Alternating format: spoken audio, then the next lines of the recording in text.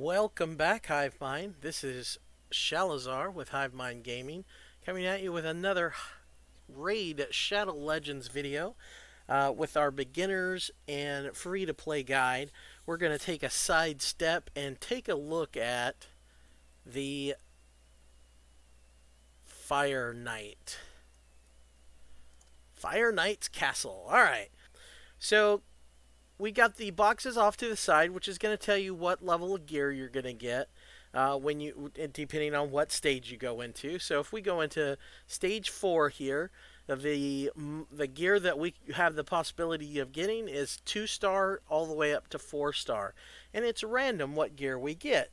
And the gear that can possibly be received is on this list over here. All right, so let's take a look at this gear.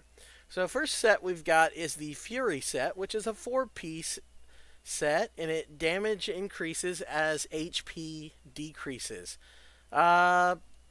Pretty lame set. I mean, just yeah, it's lame.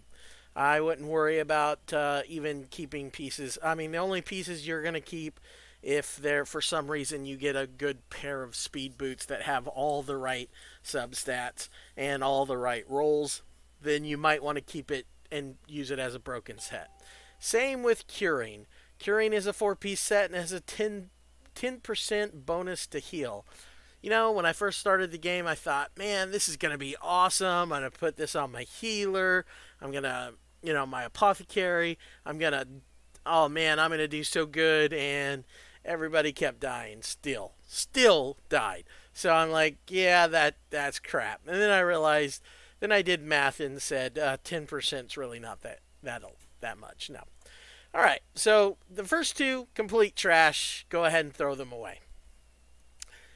4 set, Immunity. All right, this is actually a pretty good set. It's a 4-piece set and gives your character immunity for 2 turns. Now this is going to be like when you're in a dungeon like this where you have the 2 waves and then you have the boss. You'll have that 2-turn immunity at every wave, and then once you get to the boss, it'll be there as well. Now, this is also a pretty good set. Like for arena, it's mostly important for arena because in arena, if your opponent outspeeds you, and all their characters, their fast characters have crowd control abilities to stun lock you or just outmaneuver you, then you're screwed. Your team's done. But if you have immunity set on, and let's say you have it on your cleanser, then that means they do all their bad stuff, all your whole team stunned, CC'd in some way, all except for your cleanser. Your cleanser gets a turn and says, "Nope, I want all of you to be released." And releases your whole team so that they can now go, and basically it cleanses all their stuff off of them, all the stuns and things off of them.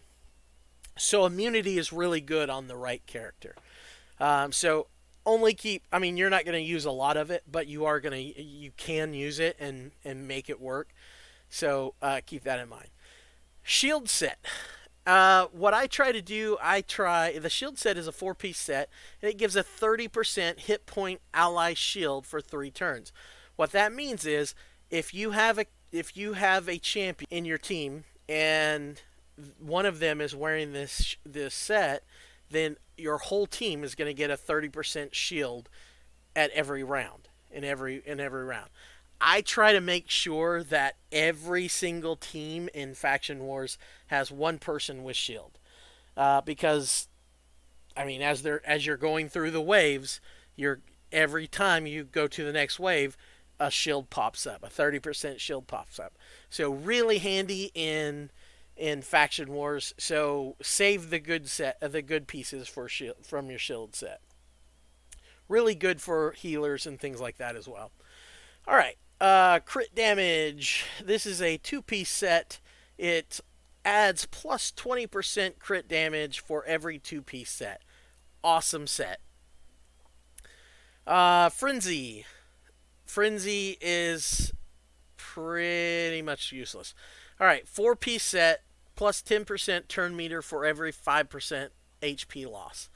So, yeah, trash. Regeneration. Okay, regeneration's not horrible. It's a 4-piece set. It heals by 10% every turn. Now, if we think about the Immortal set, it's a 2-piece set, but it only heals a certain amount each turn. So Immortal set is a 2-piece set, and you gain plus 15% hit points to your HP, 15% HP, plus it heals 3% every turn. All right, so what we're looking at in the Fire Knights is regeneration. You you don't get you don't get the hit points, and it heals for 10%. So if you had a 4-piece set of Immortal, it would only be 6%. I say only, but it would be 6% healing every turn, where this is 4-piece and 10%, but you don't get the HP. So, I mean, you gotta really decide whether or not you want that extra HP, or do you want extra healing every turn. That's what you got to ask yourself. But you also have more flexibility with the Immortal because it's only 2 pieces, where regeneration is 4 pieces. Then your next piece is Stun. Is the Stun piece?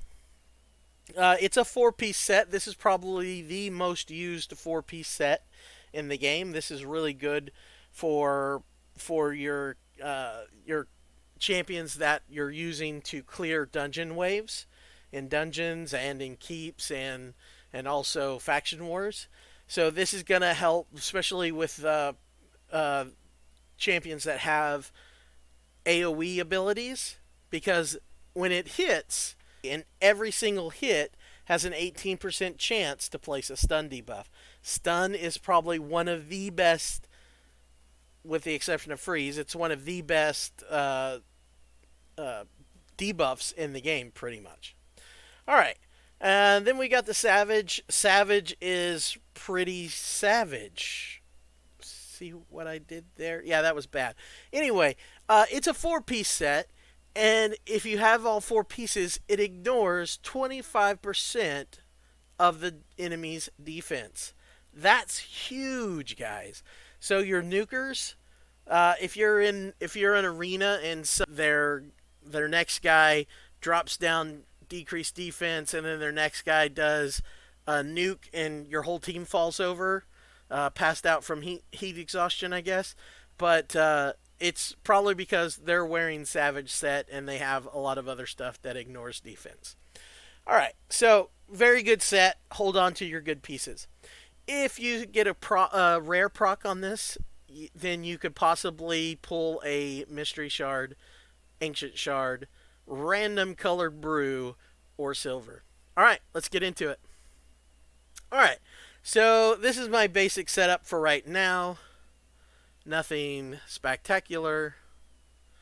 Keep in mind that his affinity will change every level that you go up. Kel is just going to walk through these minions because he's Kel. And we're probably a little low. All right. So, let's look at the Fire Knight. He has Almighty Immunity, level 1, just like everybody else, all the other bosses. He's immune to stun, freeze, sleep, provoke, block, cooldown skills, fear, and true fear debuffs. Also immune to HP exchange effects, HP balancing effects, and cooldown increasing effects. Then he also has the Cloak of Fire, which starts the battle with a Divine Shield. While active, the shield reduces the damage Fyro. I think I asked this in another video. Did we know that his name was Fyro? Anyway, show of hands, and put in the comments who raised their hand if you knew his name was Fyro. Alright, receives by 80% and prevents Fyro from receiving any debuffs or being affected by other skill effects. This shield cannot be removed by skills that remove debuffs. Each hit Fyro takes decreases the strength of the shield The shield will be broken when hit enough times. The shield regenerates every turn. Alright. If Fyro starts a turn with the shield active, Fyro will attack all enemies one time. The attack will decrease each enemy's max HP. Fyro also heals at the start of every turn. The value of the heal and the damage dealt increases according to the strength of the shield at the time of the attack. Now, let me tell you what all that means. Alright, so he's got this shield here, and at low levels it's only 5 right now. And it's a creepy shield because it's got 3 eyeballs that are constantly looking at you. But what that means is for every hit that he takes, he only takes just a percentage of damage from that hit because the shield takes the rest. And it drops the shield by 1. So people who have multiple hits, like for instance, his A3 hits 4 times. So, and he hits with that, it would drop the shield. And then he opens up. I was going to say something dirty, but I'm not gonna. But he opens his shield up, ready for damage. Now, once he opens up, he can't receive any debuffs or anything. Nothing that alters his turn meter. Nothing. Can't hurt him at all, or can't affect him at all while his shield is closed. So once he opens up, then you can hit him with other abilities that affect turn meter, put debuffs on him, etc. All right, so that's his main thing there. Now the other thing is if you don't do enough hits to him, not damage, but hits to him to open his shield, then when he resets at the end of his turn, he does a big slam and slams you for a bunch of damage. The other thing that he does is when he resets, he heals himself. So you want people on your team that are going to be able to block that healing effect, which we're going to go over that in a moment. And then the other thing that he does, he's going to slam you. He's going to do one of these 2 abilities. All right, let's look and see what those abilities are. Attacks all enemies, places a 30% decreased speed debuff for 3 turns. It's on a 5-turn cooldown. And then his basic attack is just attacks all enemies. So keep that in mind. If you can't break the shield, he's going to attack because you couldn't break the shield. Then he's going to do one of these 2. So he can attack up to 2 times if you don't get his shield down. All right. So what we're going to do, we're going to go ahead and that attacks twice. So it dropped down that, or dropped that down, I should say. We're going to speed ourselves up. Now here's where this is important because we're going to put that's the wrong one. We're going to put a counter attack on him. And the reason is because it's going to help. See, and so we got it down. We got the shield down, but the problem is that was the last person to go before he got a turn, so he just reset. So he healed himself. And then he reset his shield, but he didn't hit us twice. He only hit us for this ability, but he didn't hit us the second time because we got his shield down. Now, when he hit, he has counterattack. So when he counterattacked, it took his shield down by 1. So, and he also, his A1 does multiple hits too, which makes it good too. All right, so she's good because she's gonna be able to decrease his turn meter once his shield comes down. So we're gonna keep on trucking here. He had 2 attacks, so he attacked once, opened it up, and the second hit got through. We're gonna throw that in because Kel's a beast. And now that he's open, we're gonna use that to, that was a big hit. Oh yeah, because she's red affinity and he's blue. So she just did extra damage, probably actually crit with that big damage. And so we were able to put the decreased defense in. All right, here's where he is good in this fight. And this is why he's in here. Attacks one enemy, decreases the turn meter by 30% if the attack is critical. Damage inflicted is proportional to defense. So this is why it's important to get his crit rate up as high as you can. Yeah, we didn't crit, so it didn't go. All right, but she has this: fill the turn meter of all allies by 15%, decreases the turn meter of all enemies by 15%. So we're going to hit him with that, and you see his turn meter went down, which gives us time to finish him off before he resets his ability. All right, so what do we need for this fight? So what you're going to need for this fight is the same thing you need for every fight. You're going to want someone who can speed up your team or buff your team. So someone who gives your team increased defense, increased speed, increased attack, that kind of thing. Shield is another one. All right, then you're going to want obviously DPS, people who can help take down that shield. So anyone with multiple hits on their A1. So if you chose the knight, the female knight from the Sacred Order, who is not Elhain, but the other one, I forget her name. But if you chose her, then you're doing good, because this is her show. This is what she was great for, because she's got a 4-hit A1. So her A1 hits for 4 times, which completely takes down this guy's shield. Then you're going to want some kind of tank, which is someone that's either going to be putting up shields or ally debuffs or ally protection, sorry, or something along those lines. And then you're going to want a debuffer, someone who can drop his defense with a decreased defense and things like that. All right, once you have all those in mind, there's a couple of ways to defeat him. One is having someone that has the counterattack ability, like Jizzo has and gave to Kel, or like Executioner has. Executioner is a good champion to run in Fire Knight's castle, because he places a counterattack on himself, and he can be farmed from the campaign. So he's very free to play friendly, and he can definitely get you. He can definitely carry you through a lot of Fire Knight dungeons. Now, if you don't have the right champions where they're doing extra attacks, you get someone with counterattack, and that can help you. There's also an ability called reflect damage. There's one of the zombie dogs or demon dogs. I think is a demon dog. One of the demon dogs from Demon Spawn. He is able to put reflect damage on the whole team.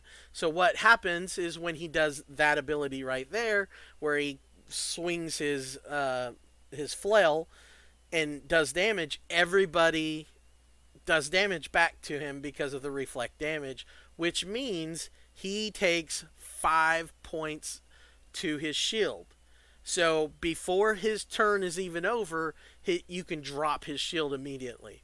And this is going to help you just get higher and higher levels of Fire Knight completed, because I mean, he's an easy fight once you get his shield down. The trick is to get his shield down. And then a third thing that you can look for to keep his shield down.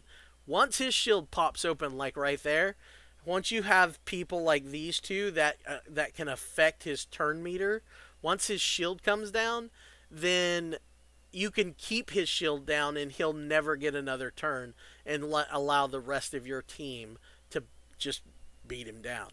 So, of course, the higher levels that you get, the higher level that you go in Fire Knight, the harder the adds are going to be, the waves here. And so you've got to make sure that you have the right people in your roster to take care of the adds. Because the hard part about Dragon, Fire Knight, and Ice Golem is not necessarily trying to figure out their strategy, but to figure out how to get all those people I just named. So buffers, rezzers, healers, speedsters, DPS, tanks, someone who can debuff the boss, someone who can open his shield, someone who can affect his turn meter, someone that can, you know, put counter attack or or damage, you know, the damage reflect damage or whatever. And then on top of all of that, you've got to figure out guys that can get through these waves. So it's not the strategy of the boss. It's not only the strategy of the boss that you have to worry about. It's also the waves as well because, like I said, they get stronger the higher level you go. So that's why these dungeons are such a pain in the butt. But the cool thing is one of his artifacts that he puts out that you can get from the Fire Knight is the stun set that we mentioned earlier, and that is one of the best sets to help you get through the waves because it CCs them, crowd controls them to allow your DPS who are typically not as strong as your tanks to whittle them down, and that keeps them from getting a turn. So, but other than that, guys, hey, let us know in the comments who your favorite composition for the low level Fire Knights and who you run on a regular basis. And other than that, have a great day, guys. We'll see you around. Bye.